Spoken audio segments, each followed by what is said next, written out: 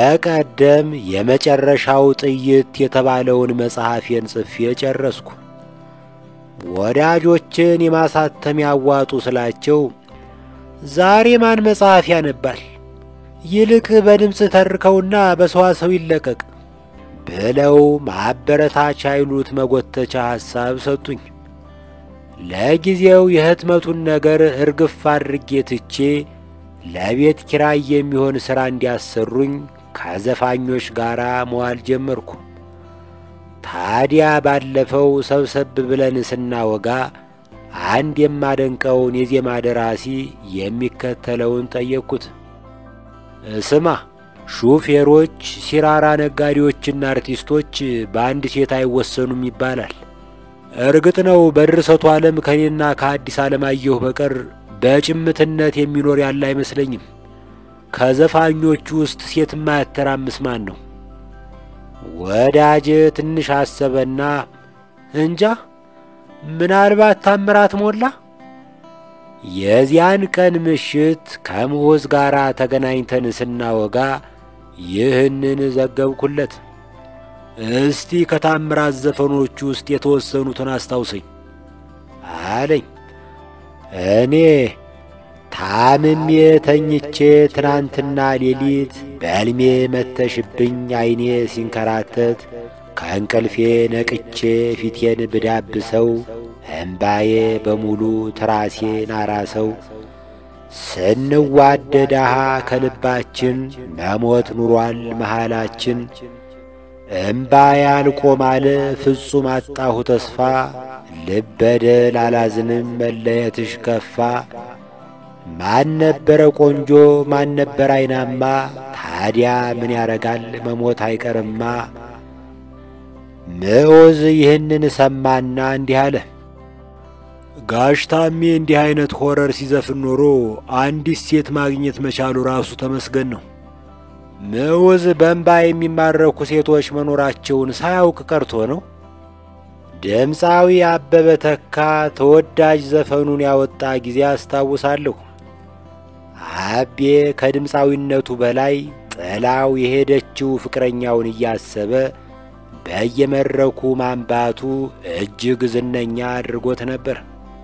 ትዝ እንደሚለኝ ካሴቱን ያወጣበት ዘመን የደስታ ዘመን ነበር እና በጊዜው የሚያለቅስ ሰው ሲገኝ እንደ ብርቅ እንስሳ ይጎበኝ ነበር። አቤ ባነባ ቁጥር ሊያጽናኑት የተዘጋጁ ብዙ ሴቶች የክለቡን አዳራሽ ያጨናንቁታል። ይህንን ያስተዋሉት ድምፃዊ ይርጋ ዱባለ አንድ ቀን ወደ አቤ ሄደው እንዲህ አሉት። አቤ፣ ታንተ ጋር አንድ ላይ የመድረክ ሥራ ልሠራ ወስኛለሁ። ምን ታስባለህ? አንተ ሰው ጥሩ እያልህ እያለቃቀስህ፣ እኔ ጥራኝ ዶሮ እያልሁ እየፎከርሁ ድፍን ጦቢያን በንብርክክ እናስኬደዋለን። ለግብዣው አመሰግናለሁ፣ ግን እኔ እንኳን ብቻዬን መስራት ነው የምፈልገው አለ አቤ። ቢለምኑት ፍንክች አልላለ። በመጨረሻ ጋሽ ይርጋ ተናደዱና እንዲህ አሉ። ይሁን ግድ የለም፣ ይህችም እንደ ጥይት ስታልቅ እንተያያለን። አዲስ አበባ ውስጥ እንደ ቦሌ መድኃኔ ዓለም የሚገርመኝ ሰፈር የለም። ከመድኃኔ ዓለም ፊት ለፊት አስፋልቱን ተሻግሮ ትልልቅ ሕንፃዎች ይበቅላሉ። ምርጥ ካፌዎች፣ ሬስቶራንቶችና በርገር ቤቶች ያብረቀርቃሉ። አስፋልቱ ሁሌም በእግረኞች እንደተሞላ ነው። ከመድኃኔ ዓለም ጀርባ ደግሞ ሌላ እዩኝ የማይል ዓለም አለ። በቆርቆሮ በሰማያዊ ሸራ የተዋቀሩ የንግድ ቤቶች ተደርድረዋል። በአብዛኛው ምግብ ቤቶች ናቸው። የእኛ ሽሮ፣ ዕድላዊት ምግብ ቤት ወዘተ የሚል መጠሪያ አላቸው። እንደ ቃተኛ ያሉ የቅንጦት ምግብ ቤቶች ውስጥ የመብላት አቅም የሌላቸው የመንግሥት ሠራተኞች እዚህ በተመጣጣኝ ዋጋ ደህና ምግብ ይሸምታሉ። ለመጨረሻዎቹ ድሆች እርጥብ የተባለ ምግብ ይቀርባል። እርጥብ የቅቅል ድንች ክትፎ ነው። በዳጣ 30 ብር ሲሆን እንቁላል ሲታከልበት 60 ብር ያስከፍላል። ሁሌም ከምግብ ቤቶች ፊት ለፊት ሞተር ሳይክሎች ተደርድረው ቆመው ይታያሉ። ዕቃ ለማመላለስ ላይታች ሲሉ የሚውሉ ልጆች በአብዛኛው የዚህ ሰፈር ታዳሚ ናቸው። ቀደም በዚያ ሳልፍ ቤቶች እየፈረሱ ነው። ተወዳዳሪ የሌለው ሐዘን ወረረኝ። በቅርቡ እየተደረገ ያለው የዶዘር ዘመቻ የትምና መቼም ታይቶ የሚታወቅ አይደለም። በአውሮፓ፣ በአሜሪካ፣ በቻይና የዙረት ዕድል የገጠመን ሰዎች እንደምንመሰክረው ጉሊት ዓለም አቀፍ ነው። በየትኛውም ትልልቅ ከተማ ምግብ ሰርተው መንገድ ላይ የሚሸጡ ሰዎች ይኖራሉ። መንግሥት መብታቸውን ያከብርላቸዋል። ሰው በላው ካፒታሊዝም የሚባለው ሥርዓት በሰፈነባቸው ሀገሮች ሳይቀር ድሆች በዚህ መጠን አይገፈተሩም። ቤቶች፣ መስጊዶች ያለ ነዋሪው ፈቃድ አይፈርሱም። የግድ ሆኖ ሲፈርሱ እንኳ ለባለቤቶች ካሳና ምትክ ቦታ ይሰጣቸዋል። አዲስ አበባ እኔ ሳውቃት ትልቁንና ትንሹን አቻችላ የምታሳድር ሆደ ሰፊ ከተማ ነበረች። አሁን ይሄ እየቀረ ነው። የተወሰኑ ሰዎች መሬት ሽጠው ሌክሰስ እንዲነዱ በላባቸው የሚተዳደሩ አያሌ ድሆች መረሻ አልባ መሆን አለባቸው? እየተስተዋለ እንጂ ጎበዝ። በግሌ አቅመቢስ ነኝና የመዲናይቱ ጌቶችና እመቤቶች ሰሞኑን ለሚያደርጉት ነገር በሙሉ ለሕሊናቸው አሳልፌ ሰጣቸዋለሁ። በዚያ ላይ አማኞች ስለሆኑ የፈጣሪያቸውን ቃል አስታውሳቸው። ጻድቅ የድሆችን ፍርድ ይመለከታል፣ ኀጥእ ግን ዕውቀትን አያስተውልም። ፌዘኞች ግን ከተማቸውን ያቃጥላሉ። ለድሃ በእውነት የሚፈርድ ንጉሥ ዙፋኑ ለዘላለም ይጸናል። መጽሐፈ ምሳሌ ምዕራፍ 29። ስለ ጠለፋ በተነሳ ቁጥር ብልጭ የምትልብኝ ታሪክ አለች። የባለ ቅኔ መንግሥቱ ለማ አባት አለቃ ለማ ተርከዋታል። ጊዜው በዘመነ መሳፍንት ሳይሆን አይቀርም። ከመንግሥት የታዘዘ ጦር ከበጌ ምድር ወደ የጁ እየተመመ ነው። ሰራዊቱ ዋርላ ላይ ሲደርስ የሰራዊቱ መሪ ዓይናቸው አንድ ነገር ላይ አረፈ። አንዲት ትንሽ ልጅ ከጓደኞቿ ጋር ከገበያ ትመለሳለች። የጦሩ መሪ ሲያዩት አለቅጥ ጎመዡ። አሽከራቸውን ያዝና ጫንልኝ ብለው አዘዙት። አሽከርየው እየጋለበ ደረሰባትና ብድግ አድርጎ ፈረሱ ላይ አፈናጠጣት። ጓደኞቿ አካባቢውን በጩኸታቸው አቀለጡት። ዕድለ ቢሷ ብላቴና ከደብረ ታቦር በታች ወደሚገኝ አገር ተወሰደች። የበጌ ምድሩ መኮንን ልጆችን አስወለዳት። በጥንቱ ልማድ ተጠላፊዋ ኃይለኛ ዘመድ ካላት በጠላፊ ላይ ይዘምታል። በዚህ ምክንያት ድብን ያለ ጦርነት ሊቀሰቀስ ይችላል። የዚህች ልጅ አባት ግን ለውጤ ኃይሉ የተባሉ አንድ የዋርላ ደብተራ ነበሩ። አቅማቸውን ገምተው ዝም ያሉ ይመስላል። ተጠላፊዋ ባለችበት ሆና አገሯን ልጅነቷንና ቤተሰቧን ስትናፍቅ ኖረች። አንዳንድ ጊዜ የሆነ የቆሎ ተማሪ ደጇ ላይ ቆሞ በእንተ ማርያም ብሎ ሲለምን ትሰማለች። እንጀራ ይዛ ትወጣና ከየት አገር ነው የመጣህ? ከመቄት። ለውጤ ኃይሉ የሚባል ሰው ታውቃለህ? እሳቸውን ማንም ያውቃል፣ እንደ ወንድማችን ናቸው። አባቴ ነው። ስታገኘው መጥተህ አትወስደኝም ወይ በልልኝ። አባትየው ግን ገስግሰው መጥተው አልወሰዷትም። ተራኪው ከላይ በራሴ አማርኛ ያቀረብሁትን ታሪክ ሲደመድሙ እንዲህ በሚል ልብ ሰባሪ ቃል ነው። እንዲህ እንደለፈለፈች ሞተች። ታሪካችን ባያሌው የጦርነት ነው። በጦርነት ያሸነፈው የተሸናፊውን ንብረትና ሚስት ይማርካል። ዳግማዊ ቴዎድሮስ በኃያልነታቸው አነጋግ ላይ የሸዋን ግዛት በጦር አስገበሩ። የአጤ ምኒልክ አባት የሸዋው ንጉሥ ኃይለ መለኮት የድል አድራጊውን ፊት ከማየታቸው በፊት ታመው አረፉ። ቴዎድሮስ በተሸናፊው ቤት ሰተት ብለው ገቡ። ኃይለ መለኮት 2 ሚስቶች ጥለው ሄደዋል። የመጀመሪያዋ የምኒልክ እናት ወይዘሮ እጅጋየሁ ሲሆኑ ሁለተኛይቱ ወይዘሮ ትደነቂያለሽ የተባሉት ወይዘሮ ናቸው። ትደነቂያለሽ እጅግ ውብ ነበሩ ይባላል። ቴዎድሮስ ባልየውን ሊማርኩ መጥተው በሚስቲቱ ተማረኩ። ግን ፍቅር አለዝቧቸው አሽከራቸውን ያዝና ጫናት ለማለት ሳይደፍሩ ቀሩ። እቴጌ በጌ ምድር አብረን እንሄድ ብለው ጋበዟቸው። ሴት ያልፈለገችውን ኃይለኛ ወንድ የምታመልጥበት መሳሪያ አላት። ያ መሳሪያ መላ ወይም በሾፐንሃወር አገላለጽ ማታለል ሊሆን ይችላል። ወይዘሮ ትደነቂያለሽ የአሸናፊውን ንጉሥ ልብ የሚያቀልጥ ፈገግታ የታጀበ መልስ ሰጡ። ደስ ይለኛል፣ ግን ከዛ በፊት ኢየሩሳሌምን ተሳልሜ ለመመለስ አስቤያለሁ። ይፍቀዱልኝ። ንጉሡ ስንቅ ሰጥተው አጃቢ ጨምረው ወደ ኢየሩሳሌም ሸኟቸው። ውቢትን ሸኝተው ወደ ቤታቸው ሲመለሱ የኃይለ መለኮት እናት ወይዘሮ በዛብሽ ሸዋ እንዲገብር እርዳታ አድርጌያለሁና ሹመት ይስጡኝ ብለው ጠየቁ። በዚህ ጊዜ ነበር አሸናፊው ንጉሥ ከወደ ኢየሩሳሌም መርዶ የሚያክል ዜና የመጣላቸው። ወይዘሮ ትደነቂያለሽ ከኃይለ መለኮት ወዲያ ዓለም አልሻም ብለው መንነዋል።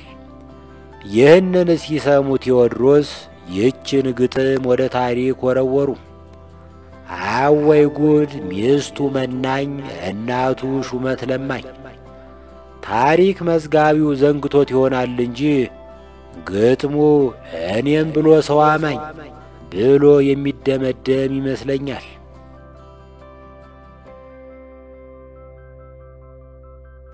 በቀደም ቆንጆይቱን የጠለፈውን ሰውዬ አሁን አይደል እንዴ የማየው?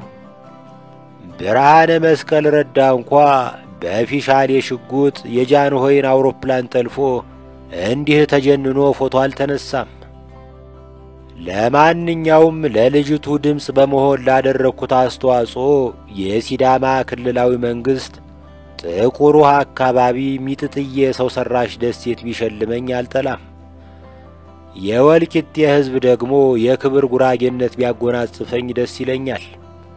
በነገራችን ላይ ፖሊስ ተጠርጣሪውን ነጻ ነህ ብሎ ቢለቀው እኔ በገባበት ገብቼ ጀለስ የጻፍኩት ሁሉ ቀልዴን ነው ብዬ ላረጋጋው የምሞክር ይመስለኛል።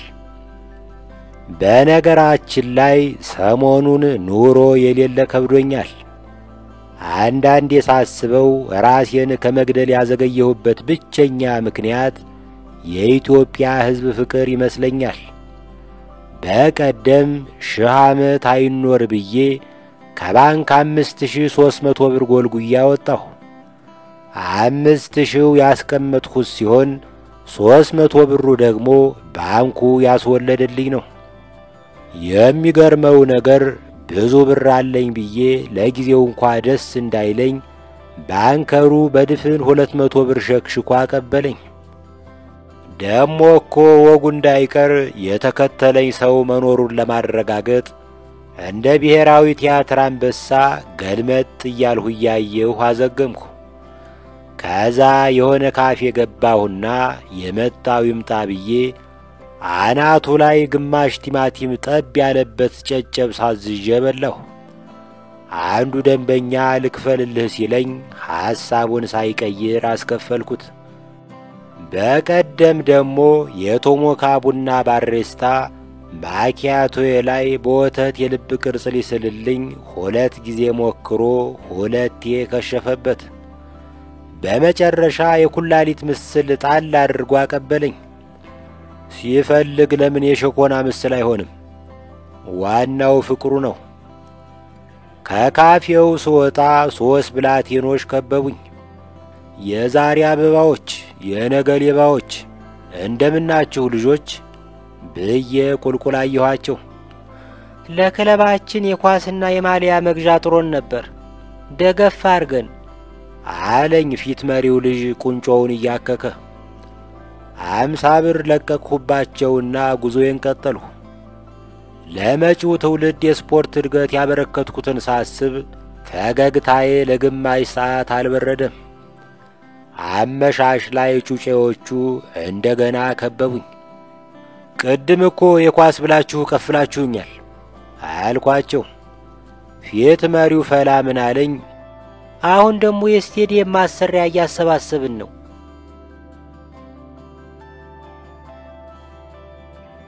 በቀደም የአባቶች ቀን ሲከበር ከ7 ዓመት በፊት ለአባቴ ጽፌ በማለዳ ድባብ ውስጥ የታተመ ውዳሴ ግጥም እዚህ ግድም ሲዘዋወሩ አለ። በረከት ገበሬዋ የተባለች የተሳካላት ሴት ግጥሙን አነብንባ ለቀቀችው። በረከትን በስኬቷ የሚቀኑባት ወይም በግላቸው ምክንያት የጠመዷት ሰዎች ከግጥሙ ውስጥ አንዲት ቃል መዘው ዘመቱባት። በረከት በምትችለው አስረድታለች። አሁን የኔ የባለቤቱ ተራ ነው። ለአባቴ የጻፍኩት ግጥም ላይ ሉሲፈር የሚል ቃል ተጠቅሜያለሁ። ትርጉሙ አሻሚ ሊሆን እንደሚችል በመገመት በግርጌ ማስታወሻ ላይ ቃሉን የተጠቀምኩበትን አግባብ ማስቀመጥ አልረሳሁም። ሉሲፈር የሚለው ቃል መሠረቱ ሮማይስጥ ወይም ላቲን ነው። የንጋት ኮከብ ወይም የአጥቢያ ኮከብ በሚል ይተረጎማል። ቬነስ የተባለች አንጸባራቂ ፕላኔት በዚህ ስም ስትጠራ ቆይታለች። በዚህ ረገድ መጽሐፍ ቅዱስ ውስጥ የሚገኘው ትንቢተ ኢሳይያስ የባቢሎን ንጉሥ ሲናገር እንዲህ ይላል፣ አንተ የንጋት ልጅ አጥቢያ ኮከብ ሆይ እንዴት ከሰማይ ወደቅህ? አሕዛብንም ያዋረድህ አንተ ሆይ እንዴት እስከ ምድር ድረስ ተቈረጥህ? እያለ ይቀጥላል። አማርኛው የንጋት ልጅ ወይም የአጥቢያ ኮከብ የሚለውን የላቲኑ ትርጉም ሉሲፈር ይለዋል። የባቢሎኑ ንጉሥ በቅጽል ስሙ የአጥቢያ ኮከብ ወይም የንጋት ልጅ ተብሎ ይጠራ ነበር። በአገራችንም ነገሥታት ፀሐዩ ንጉሥ ተብለው ይሞገሱ ነበር። እቴጌ ምንትዋብ በነገሱ ጊዜ አሁን ወጣች ጀንበር ተሸሽጋ ነበር ተብሎ ተዘፍኗል። ሐዋርያው ቅዱስ ጴጥሮስ በሁለተኛው መልእክቱ ኢየሱስን ለመግለጽ ይህንን ቃል ተጠቅሟል። ምድርም እስኪጠባ ድረስ የንጋትም ኮከብ በልባችሁ እስኪወጣ ድረስ ሰው በጨለማ የሚያበራን መብራት እንደሚጠነቀቅ ይህንን ቃል እየተጠነቀቃችሁ መልካም ታደርጋላችሁ። ምዕራፍ 1 ከቁጥር 19። በሌላ በኩል የካቶሊክ የሥነ መለኮትና ባለቅኔዎች በኋለኛው ዘመን ኢሳይያስ ስለ ባቢሎን ንጉሥ የተናገረውን በመተርጎም ሉሲፈር የሰይጣን የቀድሞ ስም ነው በሚል ትረካ አስተዋውቀዋል። በእርግጥ ማርቲን ሉተርን ጨምሮ ታላላቅ የፕሮቴስታንት አባቶች ይህንን ትርጓሜ አልተቀበሉትም። እኔ ባህላዊ ዕውቀቴን ባገኘሁበት የኢትዮጵያ ኦርቶዶክስ ተዋሕዶ አስተምህሮ የክፋት አውራ እንደሆነ የሚታመነው ፍጡር ልዩ ልዩ ስሞች ይሰጡታል። ካልተሳሳትኩ ሔዋንን ያሳታት ሰይጣን ተመን ይባላል። መጽሐፈ ሄኖክ የልዩ ልዩ አጋንንትን ስሞች ሲዘረዝር ሉሲፈር የሚል አልጠቀሰም። ሰይጣን፣ ሳጥናኤል፣ ቢልዘቡል፣ ጸላኤ ሰናይ የሚል አውቃለሁ። እኔ ገጣሚ ስለሆንኩ እያንዳንዷን ቃልና ዘይቤ በጥንቃቄ ለመምረጥ ሞክራለሁ።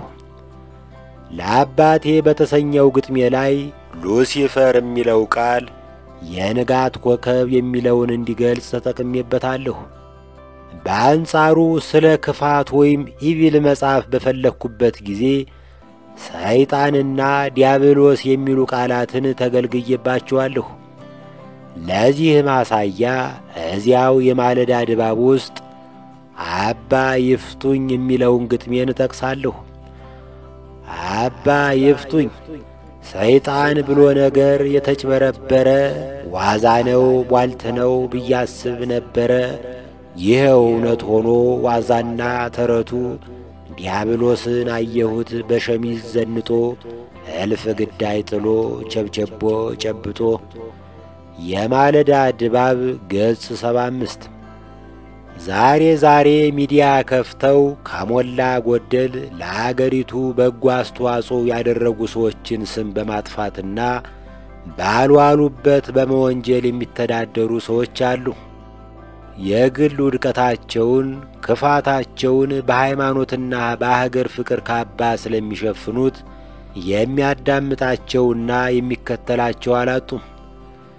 ዲያብሎስን አየነው በሸሚዝ ዘንጦ የሚለው ሐረግ ደህና አድርጎ ይገልጻቸዋል። የሚባንንባቸው ትውልድ እስኪመጣ ድረስ በቅድስና ስም ክፋትን እየነገዱ ይቆያሉ።